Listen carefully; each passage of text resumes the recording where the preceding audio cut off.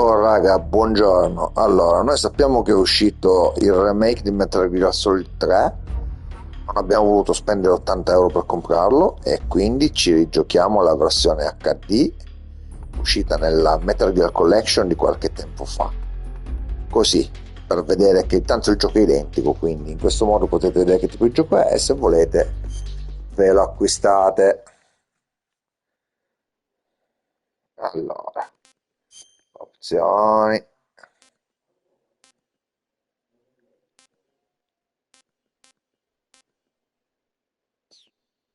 Chissà le impostazioni aggiuntive.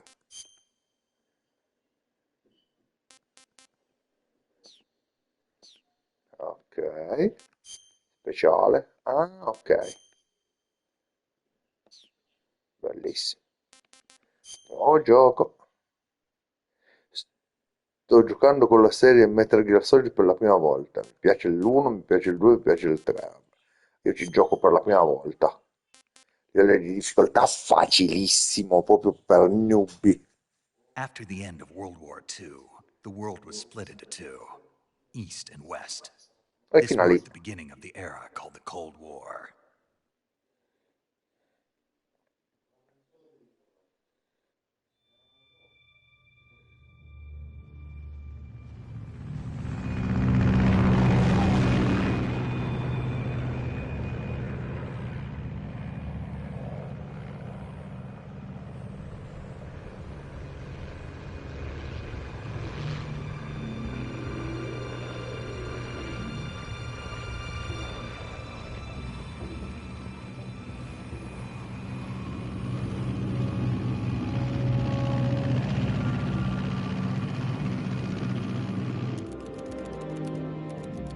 Flying over Pakistan, altitude 30,000 feet. Approaching Soviet airspace. Inglesi con 20 sottotitoli minutes in to drop off. italiano, eh. Commencing internal depressurization.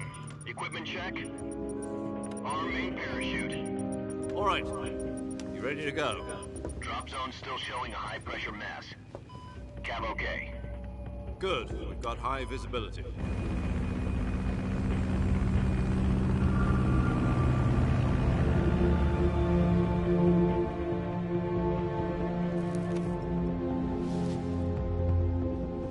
Put out that cigar.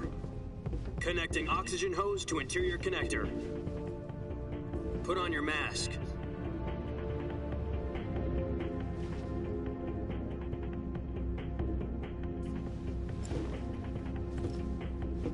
Does this panty waste know what he's doing? Questo finocchio. Approaching release. Si vede che gioca qualche anno, eh. 10 minutes to drop off. Hey, are you deaf? He said put out the cigar and put on your mask.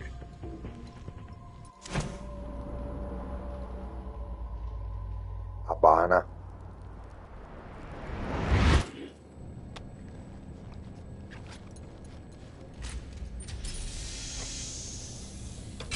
Depressurization complete. Checking oxygen supply. 6 minutes to drop off. Opening rear hatch.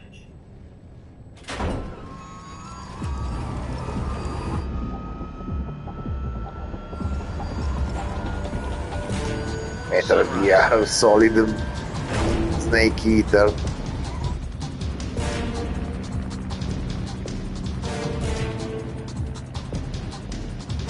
External temperature minus 46 degrees Celsius. 2 minutes to drop off. Stand up. You'll be falling at 130 miles per hour. Try not to get frostbite from the wind chill. 1 minute to drop off. Move to the rear. Activate bailout bottle. This is one for the history books. The world's first Halo jump. Il primo lancio alo. 10 seconds to drop off. Stand by. Status okay. All green. Prepare for drop off. Countdown. 5, 4, 3, 2, 1. Spread your wings And fly. God be with you.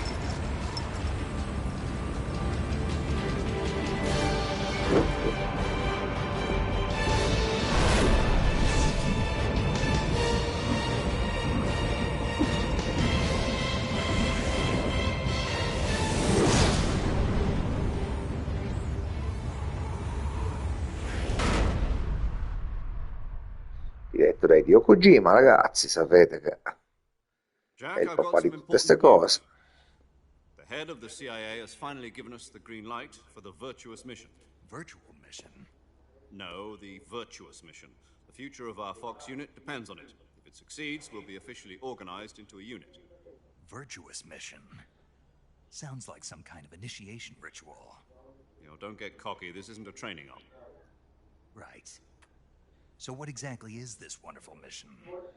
Well, about 2 years ago, a certain Soviet scientist requested asylum in the West through one of our moles. His name is Nikolai Stepanovich Sokolov.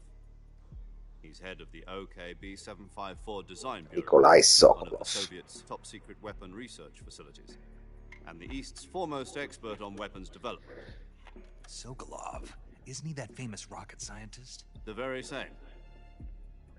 On April the 12th, 1961, the Soviets achieved the first manned spaceflight in history. The Earth was blue, but there was no God. Well spoken. The rocket that carried Yuri Gagarin to orbit was the A-1, known as the Vostok rocket. Sokolov is said to be the man most responsible for the multi-engine cluster used in that rocket. After Gagarin's flight, Sokolov left rocket development to become the head of the newly established Design Bureau. From a lowly technician to head of a design bureau, that's quite a success story, so why do you want to defect? It seems he'd become afraid of his own creations. Afraid? Call it a crisis of conscience. And for that, he left his country and his family behind and went over the fence? Not exactly. One of his conditions was that his family was also to be taken safely to the West. We used a mole to get the family out first and succeeded in sneaking Sokolov over the Berlin Wall shortly afterwards. I was the one who conducted the operation. The security on the eastern side was still full of holes back then. Then what? We got Sokolov over in one piece, but the whole ordeal had left him exhausted, and we checked him into a hospital in West Berlin. It took him 2 weeks and more than 600 miles to get from the research facility in the Soviet Union to Berlin. He was in no condition to say anything coherent. And it was only a week later that we had something much bigger on our hands. The Cuban Missile Crisis. October the 16th, 1962, President Kennedy received word that the Soviets were in the process of deploying intermediate-range ballistic missiles in Cuba. The President demanded that the Soviets dismantle and remove the missiles. At the same time, he announced a naval blockade to prevent further missile shipments from reaching Cuba. But the Soviets didn't back down, instead placing their armed forces on secondary alert. Soviet transport ships carrying missiles continued on course towards Cuba.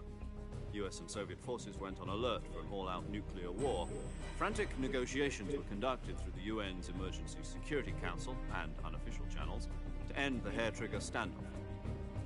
Finally, on October the 28th, the Soviet Union agreed to remove its missiles from Cuba, and so the world avoided a nuclear holocaust. But in order to get the Soviets to pull their missiles out, we had to make a deal. You mean the one where the US agreed to remove its IRBMs from Turkey? No. The Jupiter IRBMs deployed in Turkey were obsolete, and we were going to get rid of them anyway. They had no strategic value whatsoever to either the US or the Russians. The Turkey deal was a ruse, a cover story that was fed to the other intelligence agencies around the world. So what did the Russians really want? Sokolov. They wanted us to return Sokolov. You mean the Soviets pulled out of Cuba just to get their hands on Sokolov? That's right. What the hell was he working on?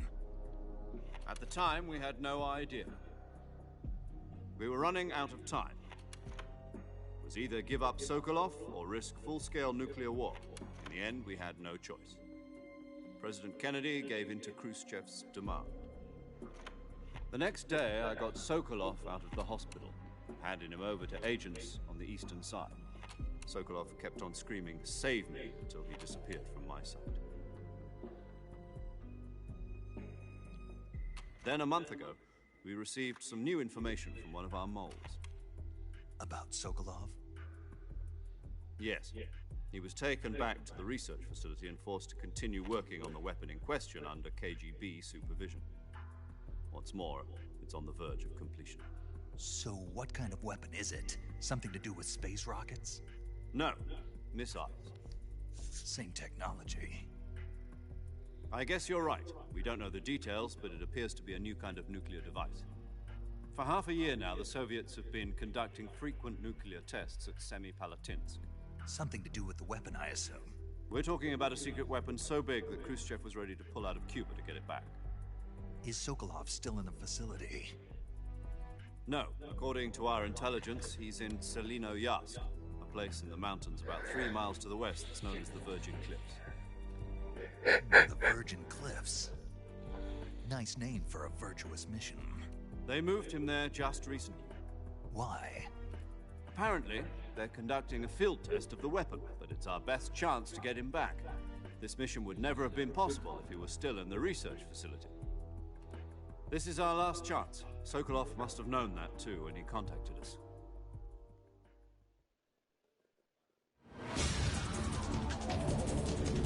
Così mentre precipitava si è fatto il ripassino della missione.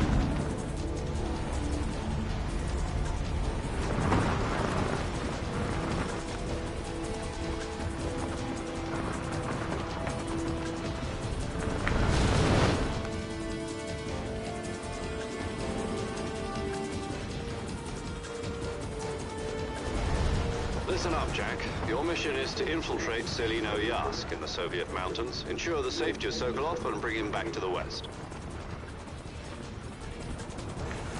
Ok. If we don't get Sokolov back before that weapon is complete, we'll be facing a major crisis. The clock is ticking.